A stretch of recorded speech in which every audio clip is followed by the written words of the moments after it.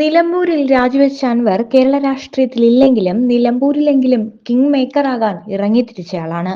ഇരുപക്ഷത്തോടും പടവെട്ടി 20,000-ഓളം vote നേടി മൂന്നാമതായിട്ടും അൻവർ ജയിച്ചു കയറി. ഇതിന് പിന്നാലെ KPCC പ്രസിഡന്റിന്റെ പ്രസ്താവന വന്നു. അൻവറിന് മുന്നിൽ വാതിൽ അടച്ചിട്ടില്ല എന്ന്. ഇത് തന്നെയാണ് അൻവറിന്റെ വിജയവും. പലതവണ അൻവർ മുട്ടിയിട്ടും തുറക്കാത്ത UDF വാതിൽ അടച്ചിട്ടില്ല എന്ന് KPCC പ്രസിഡന്റ് പറഞ്ഞത്.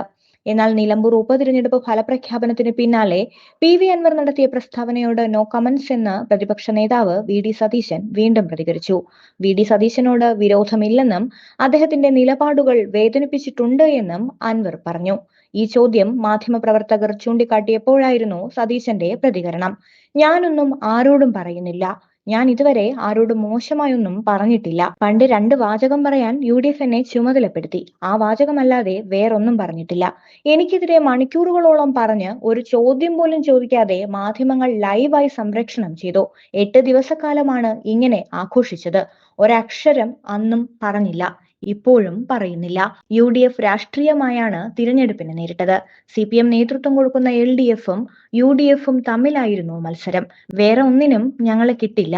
PV അൻവറിനെ UDF-ൽ എടുക്കുമോ എന്ന ചോദ്യത്തോടും നോ കമന്റ്സ് എന്നായിരുന്നു VD സതീശൻ ആവർത്തിച്ച് പ്രതികരിച്ചത്. നിലമ്പൂരിലേത് UDF-ന്റെ വിജയമാണ് എന്ന് പ്രതിപക്ഷ നേതാവ് പറഞ്ഞു. വിജയത്തിന്റെ ക്രെഡിറ്റ് തനിക്ക് വേണ്ട.